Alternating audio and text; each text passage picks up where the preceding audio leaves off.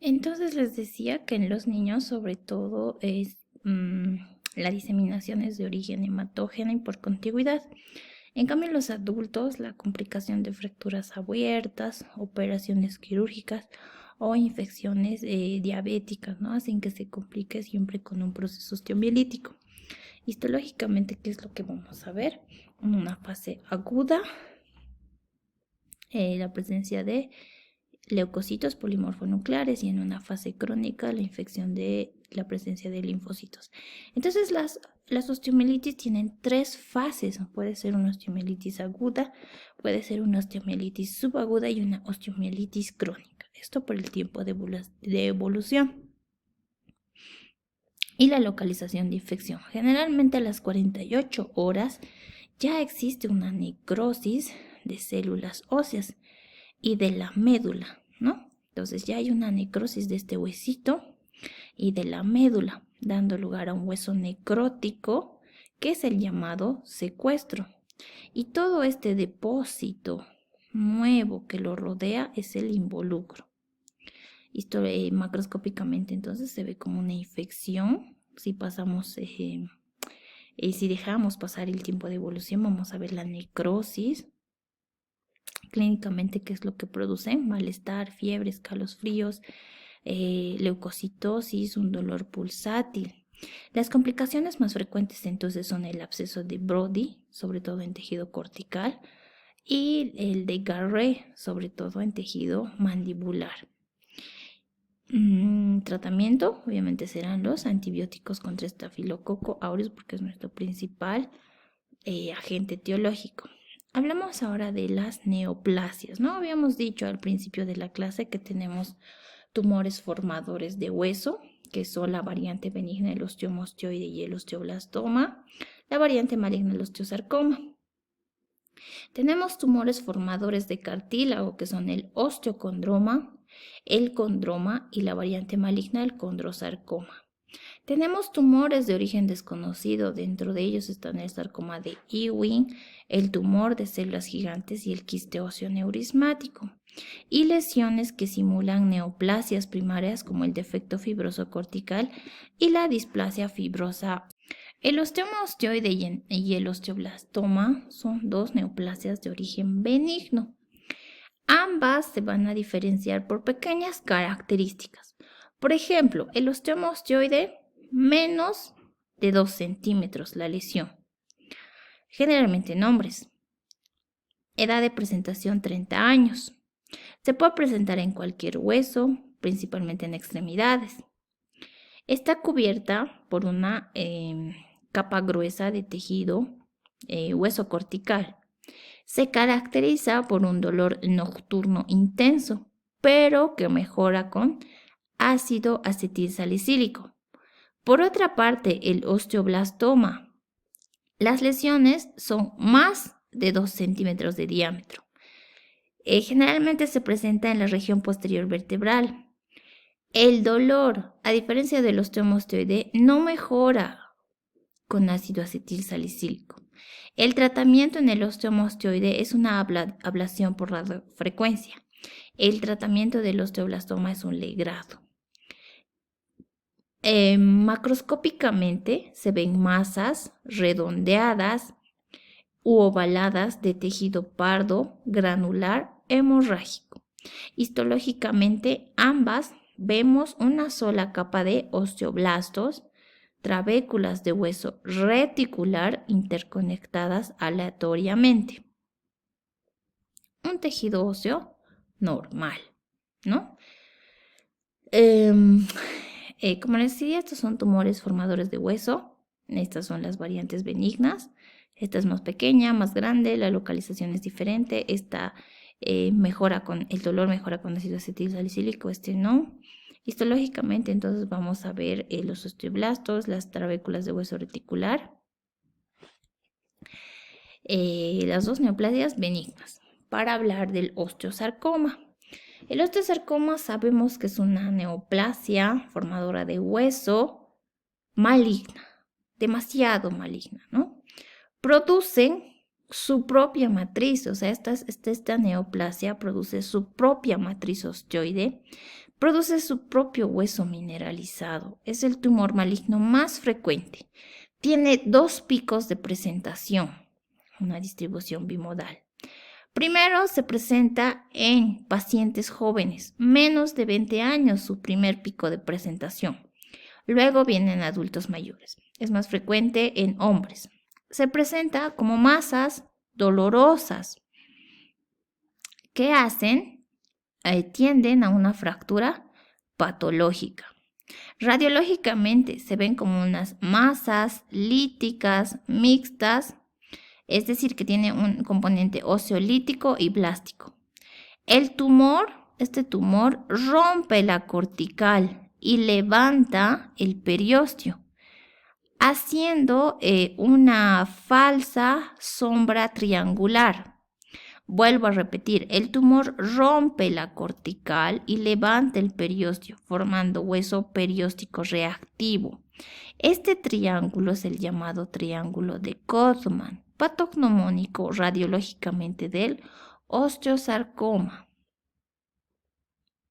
Sus 2 picos de presentaciones, pacientes menores de 20 años y adultos mayores.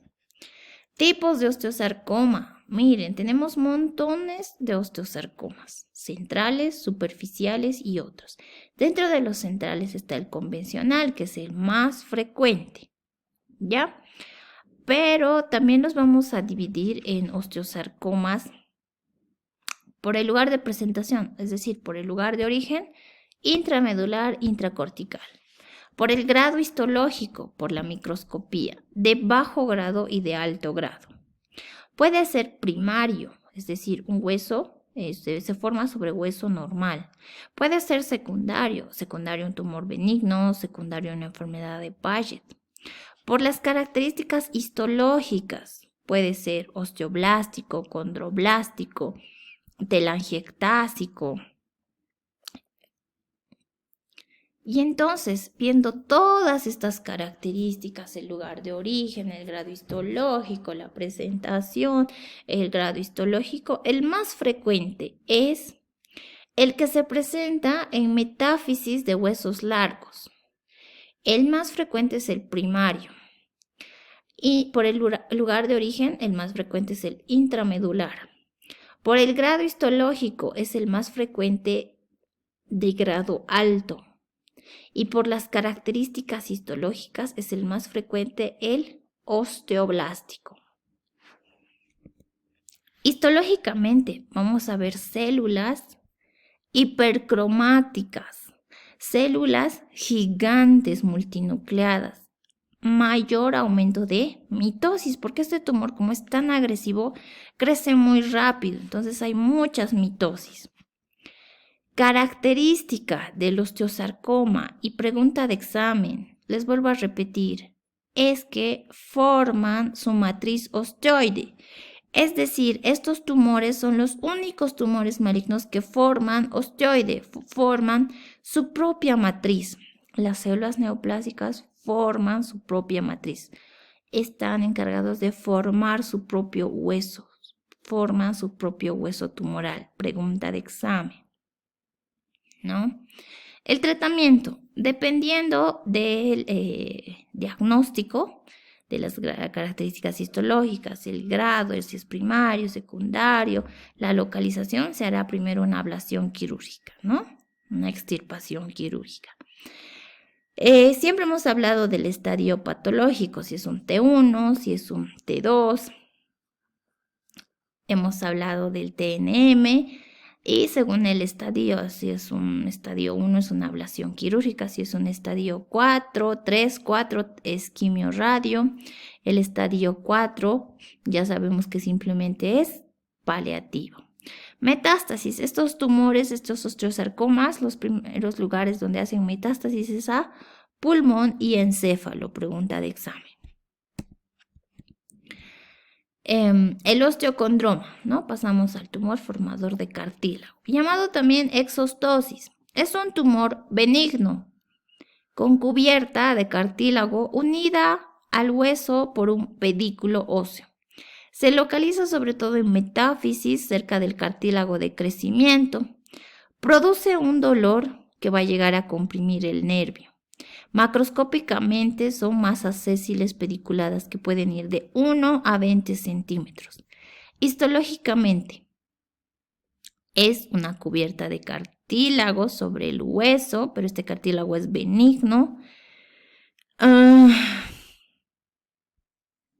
Desorganizado, sí, pero benigno. Entonces, ahí está el nombrecito, ¿no? Aquí hay hueso y cartílago, por eso se llama osteocondroma. El condroma ya no tiene el osteo, entonces ya no tiene ese tejido óseo. Nuevamente es un tumor benigno de cartílago hialino en hueso de origen endocondral. Entonces están en el interior de la cavidad medular. Si está en el interior de la cavidad medular, entonces se llamará un encondroma. Si está en la superficie del hueso, es un condroma yuxtacortical. Edad de presentación, 20 a 50 años. En la macroscopía vamos a ver masas menores de 3 centímetros. En la microscopía, como se trata de un tumor benigno de cartílago hialino, vamos a ver simplemente nódulos de cartílago hialino. Ahí están los nódulos, los incisios de cartílago, de condrocitos benignos. Condrocitos normales, que sí han crecido, que han hecho una proliferación, pero aún sigue siendo un cartílago de características histológicas benignas. Para ir al osteocondroma, ¿no? El osteocondroma sobre todo se ve en esqueleto axial, en pelvis, en hombro, en costillas, y al igual que el osteosarcoma también tiene sus variantes histológicas. El más frecuente, el convencional. Hay un osteocondroma de células claras, hay un osteocondroma desdiferenciado, hay un osteocondroma mesenquimatoso. Por la localización, al igual que el osteosarcoma, tenemos de localización central o intramedular, tenemos de localización periférica o yuxtacortical. Igual que en el osteosarcoma, por el grado histológico tendremos de bajo grado histológico y de alto grado histológico, ¿no? Macroscópicamente, igual son masas sésiles, pediculadas, ¿no? Unidas por un tallo. Histológicamente, vamos a ver ya condrocitos anaplásicos con atipia citológica que van desde el grado 1, bien diferenciado, el grado 2, moderadamente diferenciado, y el grado 3, poco diferenciado. Tienen una alta actividad mitótica. Vemos acá histológicamente que ya no hay esos nidos de condrocitos que veíamos acá, ¿no? Todos normotípicos. Acá ya están sueltos. Hay condrocitos más pequeños, condrocitos más normales, de núcleos redondeados, de núcleos aplanados, de núcleos achatados. Hay gran cantidad de mitosis que nos denota la malignidad y la progresión y nuestro pronóstico para darle nuestro estadiaje, ¿no? Igual de la misma manera que el osteosarcoma, el osteocondroma, habrá que estadificarlo, habrá que clasificarlo mediante el TNM, el tamaño de la lesión, la presencia de nódulos, la presencia de metástasis para darle el estadio, ¿no? Un estadio 1, estadio 2, estadio 3, el estadio 4. Esto para ver el pronóstico y sobre todo el tratamiento. Les vuelvo a repetir que al igual que el osteosarcoma es el tumor maligno más frecuente, es demasiado agresivo, ¿no? Ambos, el osteocondroma y el osteosarcoma, tienen que ser necesariamente clasificados para su tratamiento. Se tiene que acompañar sí o sí en todos estos tumores óseos, de la correlación desde la clínica, desde la radiología, la imagenología, laboratorios hasta la histología, ¿no? Entonces, en los casitos de tumores, siempre se tiene que hacer la correlación que decimos clínico, imagenológico, patológico.